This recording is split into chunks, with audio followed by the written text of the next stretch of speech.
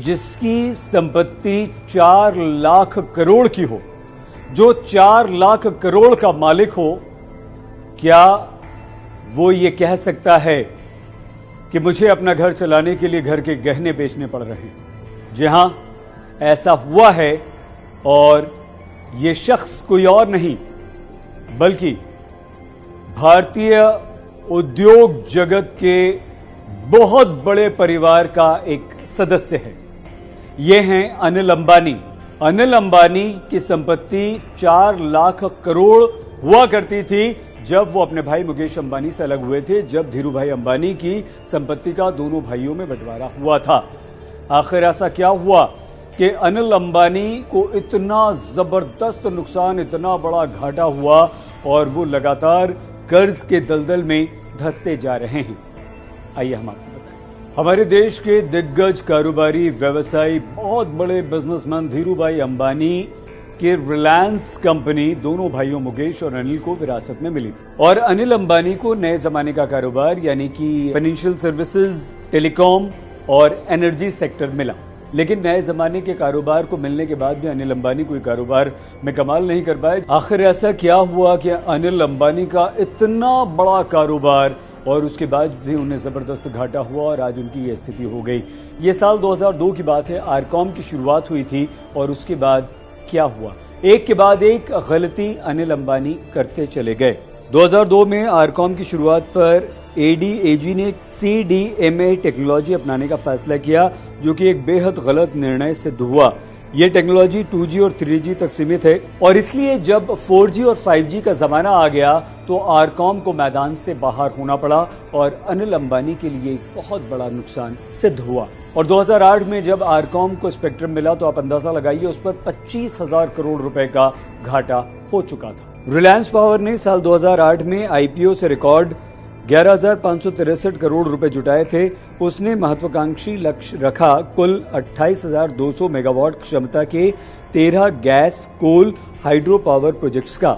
लेकिन इन प्रोजेक्ट्स को गैस नहीं मिल पाई। अनिल अंबानी को रिलायंस पावर के असेट्स को बेचने के लिए मजबूर होना पड़ा और 1 लाख करोड़ रुपए से ज्यादा का निवेश अनिल अंबानी का फंस गया। 2005 में डिफेंस सेक्टर में कदम रखते हुए अनिल अंबानी ने पिपावाव डिफेंस को खरीद लिया। अनिल अंबानी ने यह कंपनी खरीद तो ली, लेकिन इस कंपनी पर पहले से ही 7,000 करोड़ रुपए का कर्ज था और आगे चलकर 10,700 करोड़ रुपए का ये कर्ज अनिल अंबानी नहीं चुका पाए।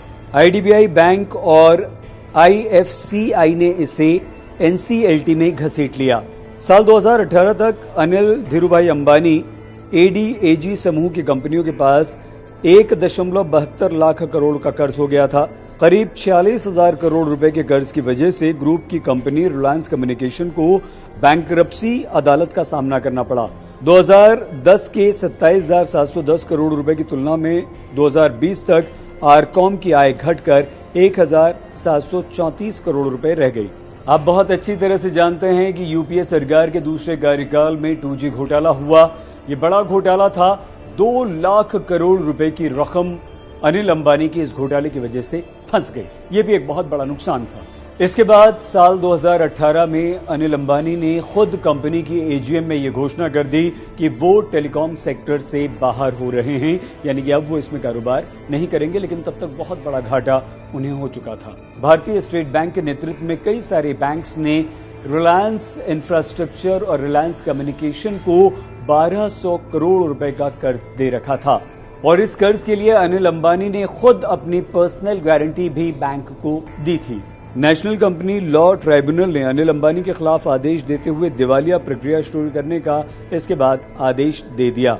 अपने सबसे अच्छे समय में साल 2008 में अनिल अंबानी के रिलायंस समूह एडीएजी की कंपनियों की मार्केट वैल्यू करीब 4 लाख करोड़ रुपए तक पहुंच गई थी।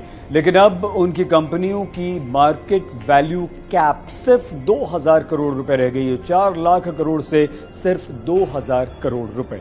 तो इस तरह से एक बहुत बड़े कारोबार के मालिक, बहुत बड़ी संपत्ति के मालिक अनिल अंबानी अपने कई सारे गलत फैसलों के चलते आज 4 लाख करोड़ रुपए के मालिक से सिर्फ 2,000 करोड़ के मालिक रह चुके हैं। और ब्रिटेन की एक अदालत में तो कथित तौर पर उन्हें यह भी कहना पड़ा कि घर चलाने के लिए हमें घर के गहने बेचने पड़ रहे हैं।